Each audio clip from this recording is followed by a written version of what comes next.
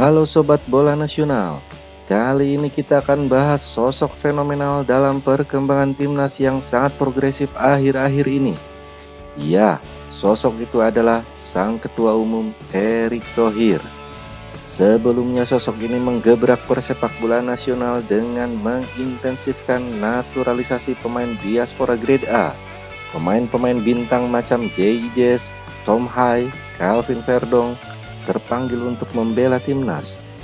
Selain hal itu, kompetisi Liga 1 yang sejatinya masih berjalan dihentikan sementara waktu olehnya agar pemain-pemain yang dipanggil STY dapat bergabung ke timnas di gelaran Piala Asia Senior dan U23. Langkah-langkah kontroversi ini berbuah hasil manis ketika anak asuh STY dapat lolos 16 besar senior dan 4 besar alias semifinal U23.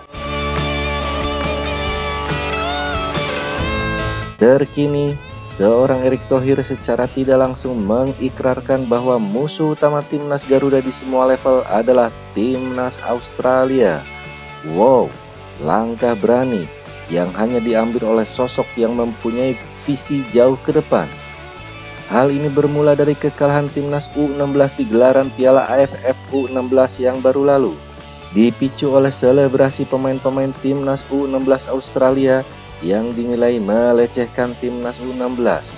Setelah pertandingan usai, di ruang ganti, Erick Thohir mengobarkan semangat balas dendam terhadap timnas U16 Australia di kualifikasi Piala Asia U16 Oktober mendatang, di mana timnas akan bertemu kembali dengan timnas U16 Australia.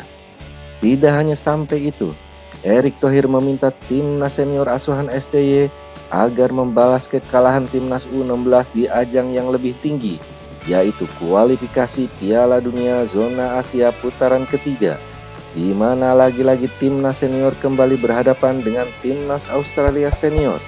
Apakah orasi Erick Thohir ini hanya omong kosong saja? Apakah ini hanya pelipur lara bagi timnas U16? Bukan. Erick Thohir tidak pernah berbicara tanpa bukti, tanpa perhitungan, atau hanya basa-basi. Erick Thohir sepertinya sedang menantang timnas di segala kelompok umur dan senior untuk menaikkan level kompetisi mereka ke level di mana timnas Australia berada. Sungguh gila. Ya, memang gila. Seperti yang kita ketahui, Australia menduduki peringkat 27 ranking FIFA. Sedangkan Indonesia masih tercecer di peringkat 133. Apa mungkin timnas dapat bertanding di level Australia? Jawabannya tentu bisa. Bukan Erick Thohir kalau tidak punya roadmap dan rencana yang matang. Beliau mastering dalam manajemen, baik manajemen SDM, manajemen konflik, maupun manajemen strategik. Langkah terkini adalah PSSI akan kembali mendatangkan pemain diaspora grade A untuk timnas senior serta wonderkid diaspora untuk timnas kelompok umur seperti Ole Romeni, Kevin Dix, Jairo Riedewald, Jens Reven, Mauro Gilstra, Kenzo Riedewald, Miliano Jonathan, Gabriel Hanwil Hofking, dan lain-lain. Langkah lain pun dilakukan untuk membenahi kompetisi Liga 1 dengan adanya penerapan VAR dan wasit asing sertifikasi FIFA. Belum lagi peningkatan fasilitas dan akademi yang akan dibangun di IKN. Dan akan banyak lagi terobosan-terobosan yang akan digulirkan oleh Erick Thohir dan PSSI.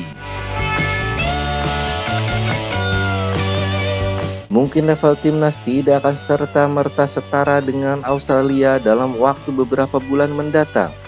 Ya, kita juga harus realistis memandang hal ini. Namun yang harus diapresiasi di sini adalah kecerdasan Erick Thohir dalam menentukan target yang harus digapai.